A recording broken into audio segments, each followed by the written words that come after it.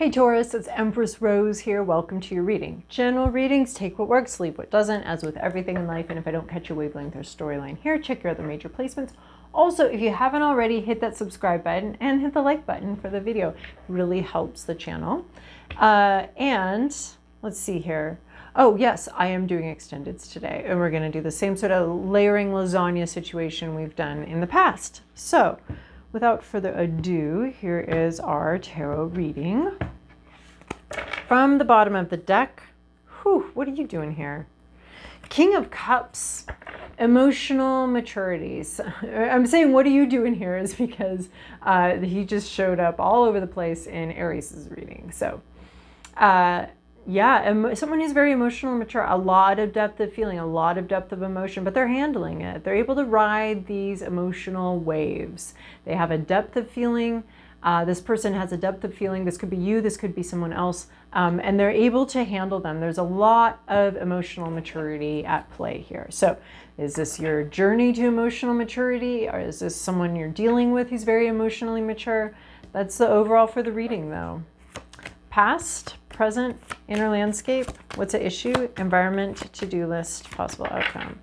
Well, hello there. There's a lot of familiar cards here and familiar placements, always reminding me, you know, I love that we have these energies in this interconnectedness, in this interconnected web or tapestry of life. We have these energies that run through all of our lives and affect us all differently, but kind of can help us feel like we're part of a collective, part of a whole here.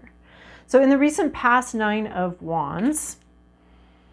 So really tired of a situation, really exhausted, would really like to quit, throw in the towel, sick of something, wounded by something, and yet you keep going, you keep going. So there's been something here that's been really difficult, and you have not been allowed to quit it. This is sort of the circumstance itself does not permit you to walk away from it. You are still here. You are still doing this activity that has caused these wounds. You have not been able to retire from it. You have not been able to quit it. There's something that compels you to keep going with this job, despite how painful and difficult it is. So there is a sense of looking towards the future, to a time when you no longer are experiencing this pain and suffering and this difficulty, but that was not the time. You definitely wanted to get out of a situation, and we're not enjoying the task at hand, but yep, but there you were. With the 9 of Wands, there's always a sense of like, I would have quit at 8 Wands. But somehow I'm still here at 9 doing this. I don't want to. Current situation, 6 of Swords. Sick of a situation, and you are leaving now. You are like done and over. You've up anchored. You've released yourself from some sort of situation that was unsatisfying, and you are moving on. You're taking, you know, a leap of faith here. It's not a fabulous leap of faith. It's just like a not this. I just am not going to do this anymore. So the 9 of Wands, for some reason you kept going. And as soon as you were able, you were like, okay, now we're done. Now I don't have to do this anymore. I don't want to be connected to this. I don't want to be stuck here. I want to release myself from this obligation. There's a lot of unhappiness here. There's something intuitive about it, though. There is a sense of like, I know it's time for me to go now. It wasn't time for me to go in the past. It wasn't time for me to quit in the past. But now it is time for me to move on from this place. It has not been satisfying. It has not been nourishing. Maybe it was for a time, but it no longer is. So 6 of Swords is definitely about leaving. You're taking something of high value with you. You're taking something very valuable with you, but there is a sense of being very unhappy with the situation and leaving it behind. And maybe nobody understands this. Maybe nobody else gets it. Maybe there are other people that are like, oh, it looks nice to me. I don't know why you'd leave that, but that doesn't matter. The problem is that you have become so dissatisfied with the situation that you would like to stop doing what you were doing, stop being connected to a situation. You're willing to embrace the dis-ease that comes with leaving a familiar, solid place behind. A very unsatisfying situation. Not happy with it at all. So then we have what's at issue, or your inner landscape, hopes, fears, is the Hermit card. You might be actually quite worried about what other people think. You might be worried about being single. You might be worried about being alone, being isolated. The Hermit card, or you might be hopeful. You might be looking for, you know what, I need to stop caring what other people think. And maybe that's what you stop doing, is caring what other people think. Or you've up anchored and now you don't want to be connected to this anymore. And now, I mean, this could be like going no contact with someone. This could be like breaking up with someone. This could be like just moving on from a situation. You've been unhappy with it for a while. So now you're just like, you know what? I just release myself completely from whatever this is that's holding you back. But you are worried about like being alone and being vulnerable, that vulnerability that comes from feeling isolated and alone. But the Hermit card really is here finding its own path, finding its own way through life. And again, with this Hermit card, there is a shadow here. There is something, and Aries got this card as well. There is something here that is just, it's casting a bit of a shadow. This isn't all sunshine and roses. This isn't the Sun card. This is the Hermit card. And you are following your own star, right? We have this star right here. Your intuition, your guidance system is telling you it's time to up anchor and move. You are unhappy enough with this situation as it is. You're unhappy enough with it as it is that you're ready to move. This is your inner light. This is the same light you have here. And this is the high value thing that you're bringing with you, is your own inner compass. But I think it scares you to be alone. I think it scares you to feel isolated. I mean, it scares all of us. We're social creatures. Our whole species survival is an interdependent survival where we, you know, hermiting is great for a time, but we are very interconnected with each other. We need each other. We can't supply all of our own needs solo. I mean, we can in this day and age, but we haven't always been able to. And our evolution and how we're wired is to, in a lot of ways, fear being solo, fear being excluded from a group, fear being alone. Because for so much of humanity, an extended period like that meant death, was a death sentence, to be kicked out of your tribe, out of your group. It was no good. So so we still fear that. We still fear that social isolation. We still fear rejection from the group. This looks like expulsioning. Why is that word funny for me right now? But expelling yourself from the group is what you've done, or from some kind of situation. And I don't think you're particularly comfortable and happy with it, but I think you're very committed to it and going on your path, following your star, your own inner guidance system, and not relying on other people, right? There's a sense here with that collectiveness and that sense of being, needing each other, and being, our survival being dependent on, you know, our group, our people group. There's a sense of, like, the Hermit is defining their own reality and what they want. And they're really not, especially next to the Six of Swords, really not listening to what other people say is true. I mean, that's like one of the main tenets of like gaslighting and that kind of thing, is like, well, if someone says like, well, it's like this, you know, I am being supportive of you. And you're like, yeah, but you're actually not because of this, this, and this. And then they're like, well, I am. It's just, you know, and then you're wrong, or whatever, you know, you're wrong. How am I describing that? Like, they're going to define what supportive is, right? They're going to define that and then tell you to swallow that Kool-Aid. Like, rather than you being over here being like, well, I think of supportive more as this, and you're just wrong if you're not in agreement, right? So there's a sense of needing to have the courage and the bravery to be over here defining things for yourself and your own reality. But that's very scary because now we're outside of this group. But you seem very committed. I mean, you've been miserable with the situation for a long time. You're very committed to up anchor and move out on your own, to move on your own and make your own decisions here.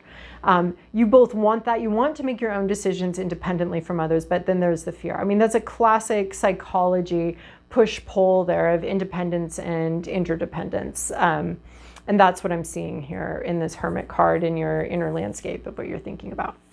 What's an issue here is Two of Wands. There's some kind of disorganization. Something's very disorganized. Something's not been well planned out. Maybe this exit is not well planned. Maybe you don't really have a backup plan. Maybe you didn't really think through some of the aspects of something. But this Two of Wands is really not planning or not taking concrete steps towards something. Having a vision and knowing where you want to go, but not being able to figure out how to get there. So maybe you're in the mode right now of wanting to move on, but not sure how to make your dream and your reality happen, and maybe feeling a little isolated and worried about feeling isolated. But this is a sense of just not being able to see how you can make something happen. Not being able, either having not taken those steps or not being able to see what steps to take. There's just some sort of practical disorganization or practical issue here that hasn't been thought through or hasn't been resolved or hasn't been solved. So maybe your spirit is like, move out, separate from this group. And then there's this more practical part, like, but they pay the insurance on my car and I can't, like, there's some sort of practical element here that's not jiving with the rest that's causing a problem. Oh my goodness. In your environment is Eight of Cups. There's a sense of this could either be you having a sense that your environment isn't meeting your needs. There's something here that could be better, that could be much better, and you see that. Like maybe everybody else here is fine. Maybe everybody else is good, but you want better than this. This isn't your environment, your situation right now. I mean, we already have this repeated over and over again. You want better, you want more. You're afraid of being alone, afraid of being independent and solo. You're worried about that, but you want better. This isn't satisfying to you. Where you are, your environment is not satisfying to you. This could be somebody else that's also like, this is not what I want either. And I want to move on. So this Eight of Cups is your environment not being satisfying, and you know that, and this sort of like inner guidance system is calling you for it. There's something much more satisfying here than your current environment. This could also be someone in your environment who is also realizing that this is unsatisfying and they also do not want to be here anymore. You have three cards of, I just don't want to be here anymore. I don't want to do this anymore. There's something better out there for me. And I don't know what it is, but there's something better. There's some better situation. So your to-do list is Seven of Cups. This is making a choice. So you might be overwhelmed by choices, trying to figure out what's going to make you happy, what's going to make you feel happiest, what decision here is going to make you feel happiest. And this is almost like just anything but this. So just pick something. If you're ready to move on and you're ready to go forward with something, this is a card, I think, where it's sitting right here is just making a decision and making your best guess about what's going to make you happy. You may have lost some sort of trail. You may have been moving forward on something. Like here you're on the trail here in this Eight of Cups. You're on this trail, but you realize like this isn't where you want to be on the trail. Like other people are happy here. You're not finding what you need here. So you keep going on the trail, but you may lose the trail. This is reminding me of the, The Lion Tracker's Guide to Life. Boyd Vardy, I think. I really enjoyed that book a lot. And he talks about being a lion tracker in Africa and just like how you can track a lion and then you'll lose the track. And then what you do, if you literally can't follow the tracks of a lion, is you make your best guess where the lion went from the last known track. So this is a little bit of like, if you're feeling a little lost, if you're feeling like you're very dissatisfied with where you are. I mean, this is just utterly clear. You're not happy with this. So your to-do list is to make a best guess. Like you may have lost track of your happiness. You may have lost the trail of your happiness. You are no longer hot on the trail of your happiness. You know that there's better out there for you and there's a better situation. So you just have to make your best guess about the direction to go, about where you can pick up that trail of your happiness and your connection.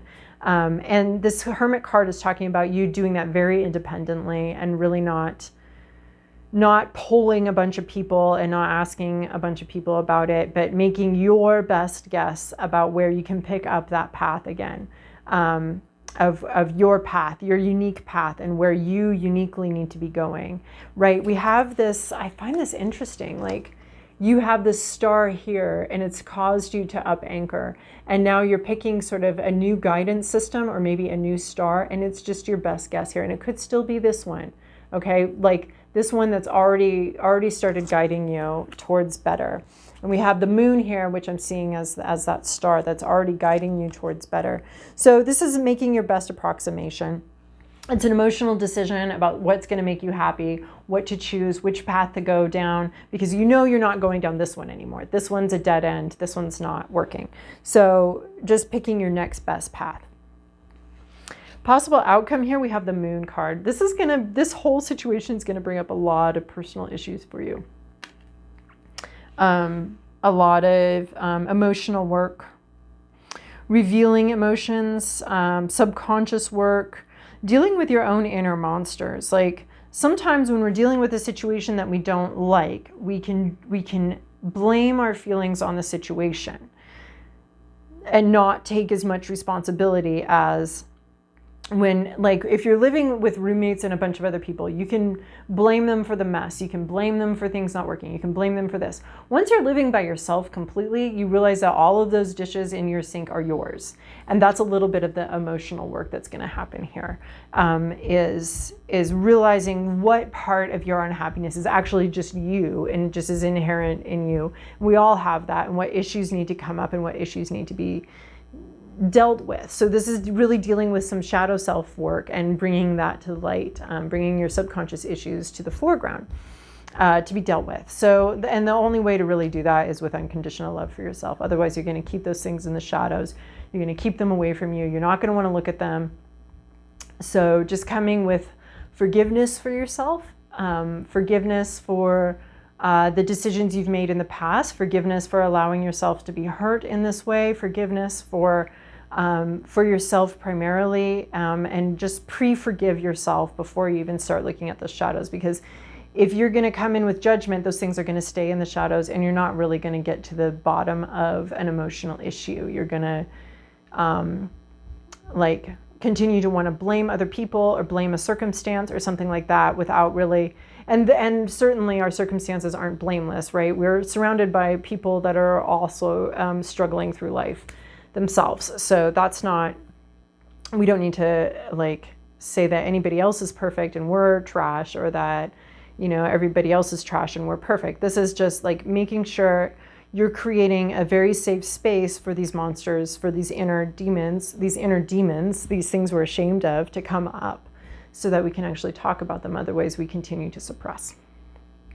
So you got to just make your best guess at happiness, and somehow this just starts bringing up a lot of internal work and issues, right? We have this monster coming up in the moonlight. We're finally here, and now it's like a tapeworm. Like you've put the apple in the mouth and here comes the tapeworm. But if you want to get rid of a tapeworm, that's what you're going to have to do. You're going to have to give it a tasty little snack and welcome it. All right, if you want, join me over on Vimeo for as we put another layer of specification on some of these cards and see what else we find. So if not, I'll see you in a couple weeks.